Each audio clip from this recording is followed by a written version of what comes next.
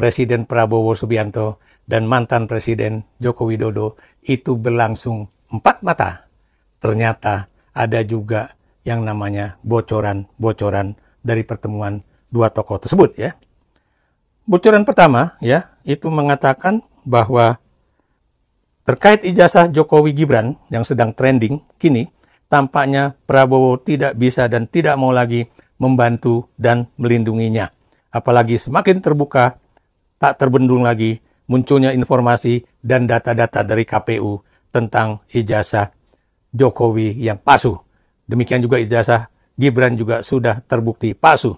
Kedua, terkait dengan korupsi yang maha mega besarnya, tentunya ini Prabowo tidak bahkan berdiam diri. Karena buat Prabowo, apa yang dilakukan oleh baik itu geng Solo, ataukah kemudian oligarki, dan lain-lain, ini sudah memberatkan anggaran pendapatan dan belanja negara pada era Prabowo Subianto. Ya. Ketiga, yang jelas oligarki itu sudah terlalu kuat menggenggam Indonesia. Dan kita akan menunggu bagaimana yang namanya Presiden Prabowo akan menghabisi persoalan oligarki di BUMN, tambang, kehutanan, kelapa sawit, dan PSN sesuai dengan amanah yang ada. Prabowo akan menghabisi oligarki tersebut. Keempat, pembersihan dan penertiban aset negara, ya, terkait juga yang sekarang itu banyak diambil dan juga dikorupsi oleh oligarki dan juga geng Solo dan para mitranya. Kelima, pembersihan BUMN terkait para pengelola, prioritas dan urgensinya. Prabowo akan menggunakan Jaksa Agung dan KPK untuk membersihkan hal tersebut. Ya. Keenam, tentunya ini akan terkait dengan reformasi kepolisian. Prabowo tidak akan menggunakan reformasi internal Polri yang dipimpin oleh Kapolri Jenderal Sigit, ya, tapi ini akan benar-benar dibentuk tim oleh dia.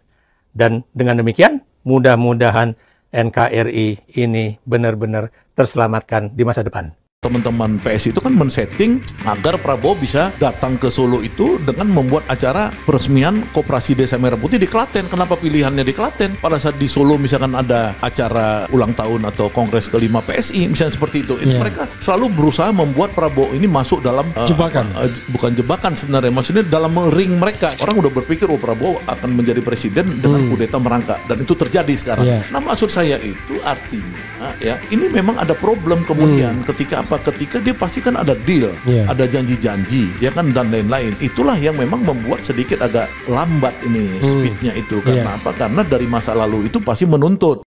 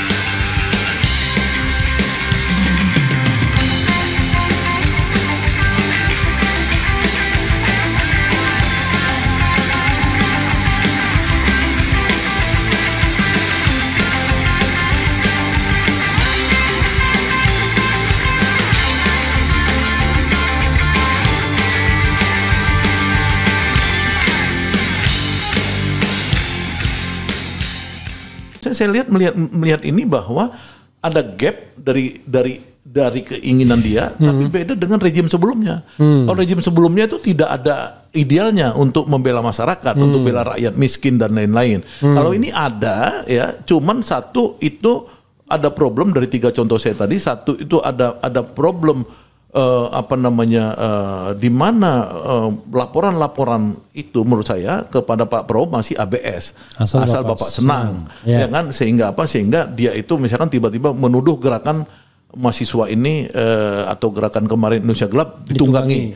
Padahal menurut saya dari riset yang saya melakukan riset secara serius tentang Indonesia Gelap itu sebenarnya koeksistensi. Ya, koeksistensi itu masih gini, gerakan itu ada murni awalnya. Tapi kebetulan mungkin ada orang-orang yang anti Prabowo karena mungkin tanahnya dirampas, hartanya dirampas, dijadikan agrinas dan lain-lain, konglomerat hitam ini. Ya dia kemudian wajar dong menunggangi.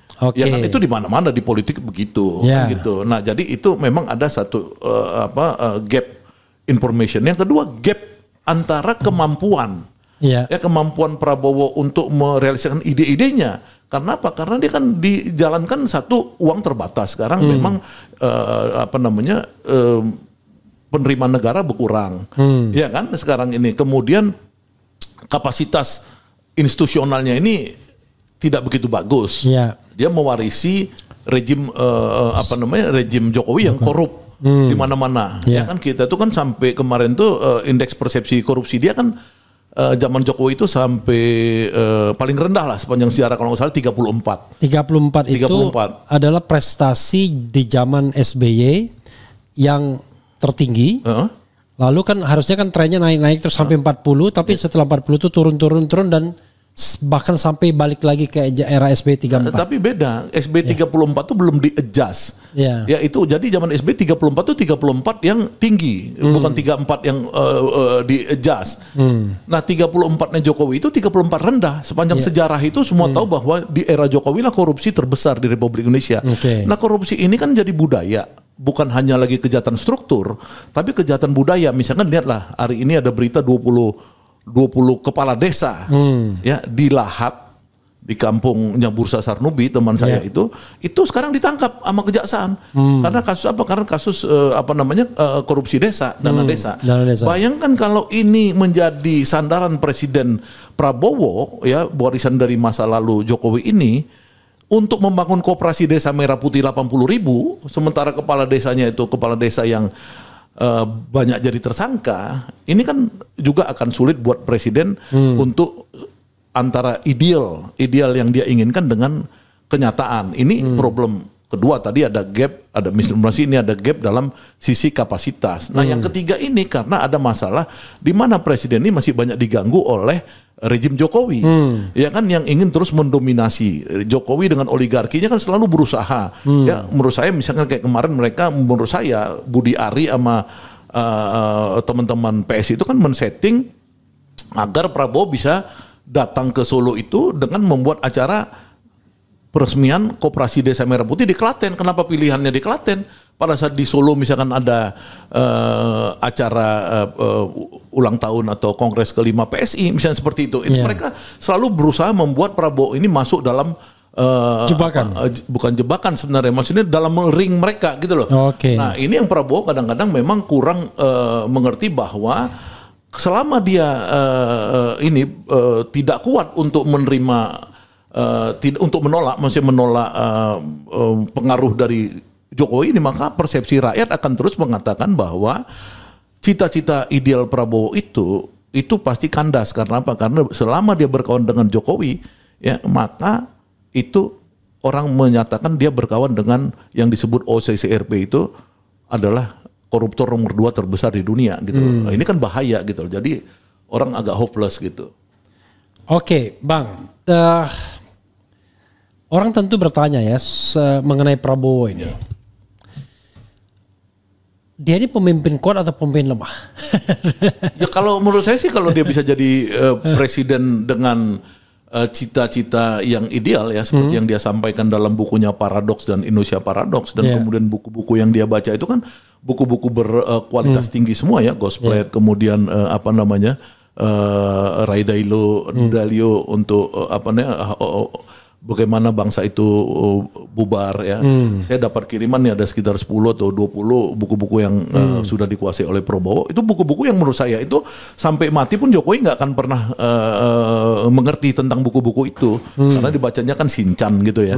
Nah artinya saya mau bilang itu dia itu memang orang kuat. Dia jadi presiden dengan ide, dengan cita-cita yang sesuai dengan proklamasi gitu loh. Oke, jadi kalau misalnya kita bicara, kita ini bisa berharap nggak sama Prabowo? Ya menurut saya harus berharap. Harus berharap karena pertama kalau itu kan harus memang iya ya. Maksudnya gini suit atau das solen. Mas. Oke. Karena gini, maksudnya gini.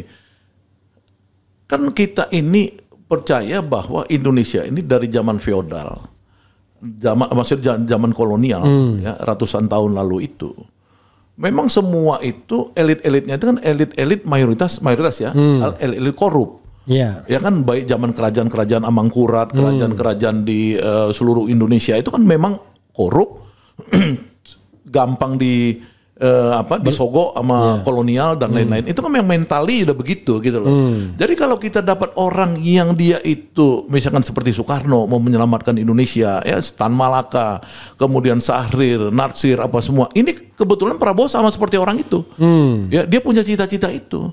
Tapi kan memang persoalannya itu orang yang punya cita-cita itu belum tentu dia mampu melaksanakan cita-citanya. Nah, dapat orang yang punya cita-cita udah susah seperti Prabowo ini.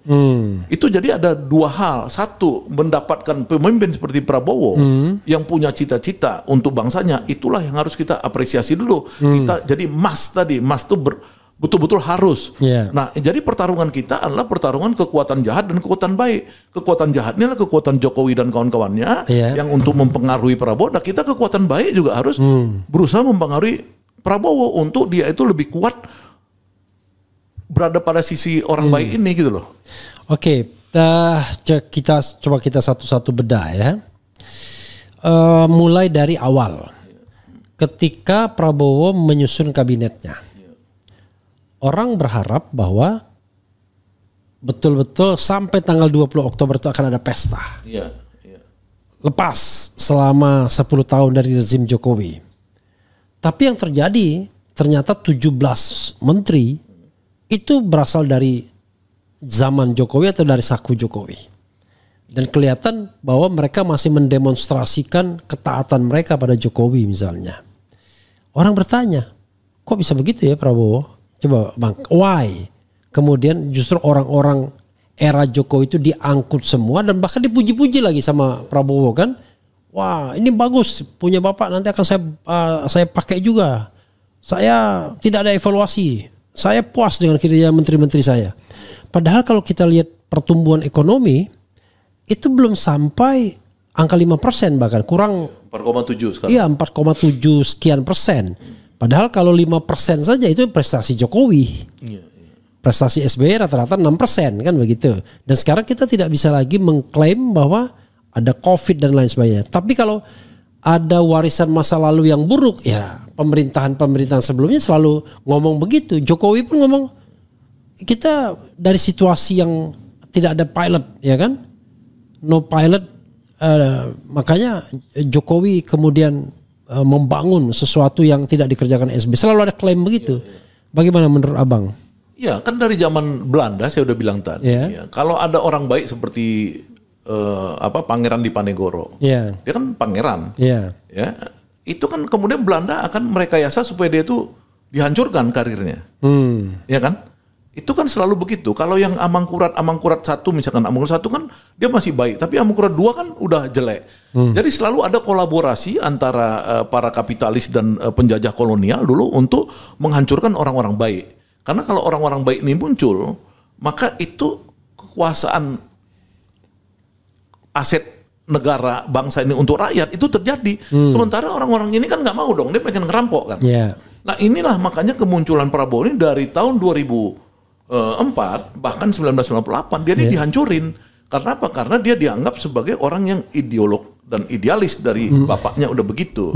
Nah jadi wajar dia itu menghadapi satu konspirasi hitam untuk menghancurkan dia.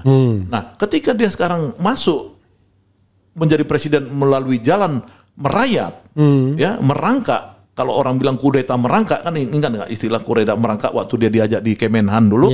Orang udah berpikir Prabowo akan menjadi presiden dengan kudeta merangkak, dan itu terjadi sekarang. Nah maksud saya itu artinya ini memang ada problem kemudian ketika dia pasti kan ada deal, ada janji-janji, ya kan, dan lain-lain. Itulah yang memang membuat sedikit agak lambat ini speednya itu. Karena apa? Karena dari masa lalu itu pasti menuntut.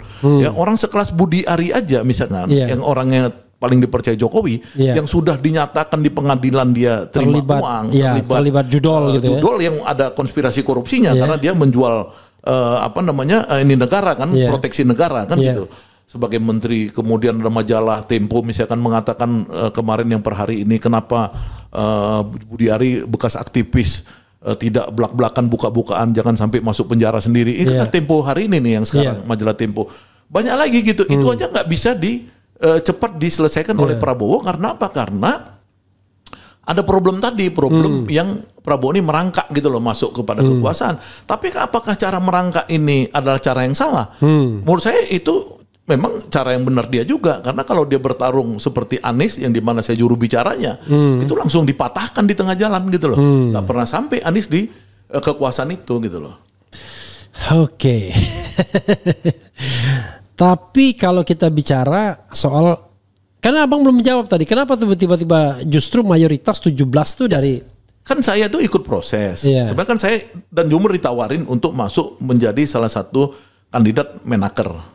Iya kan dari kelompoknya Burin Abdullah. Tapi saya berembuk sama Jumhur, akhirnya kita ngusung Jumhur, kita buat konsepnya. Ya saya Jumhur dan beberapa ahli-ahli tentang ketenaga kerjaan, perburuhan, industrialisasi dan lain. Masuklah Jumhur diseleksi di situ dari 5 profesor yang dipimpin Profesor Burhanuddin Abdullah ya. Itu waktu itu memang dia yang ditunjukkan untuk seleksi calon menteri. Jumhur masuk sampai di meja presiden bahwa dia calon Menaker.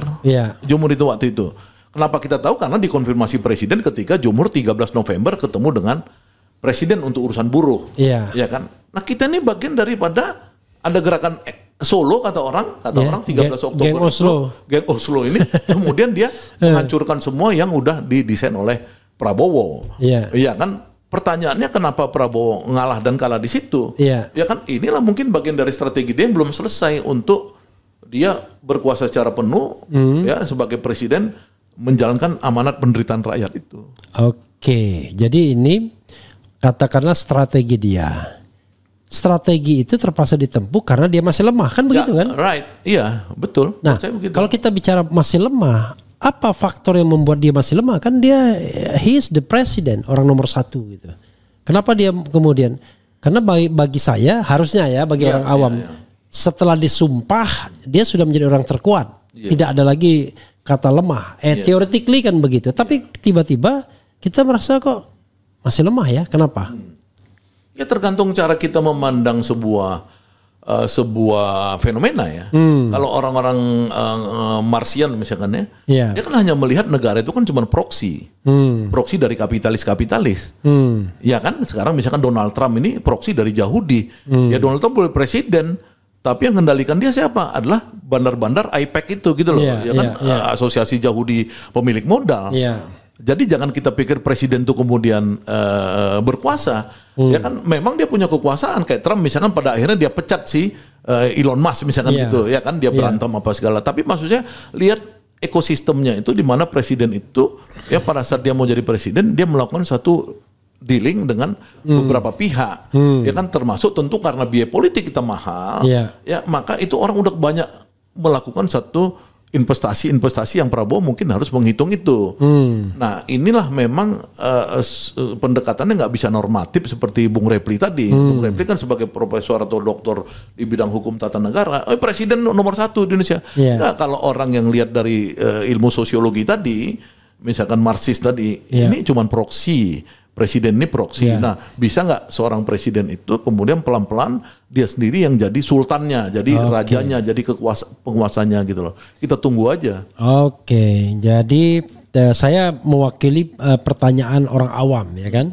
He is the president kok malah kesannya lemah sekali. Oke, karena tadi artinya Anda ingin mengatakan bahwa proksi kekuasaan itu masih di tangan Jokowi atau gimana?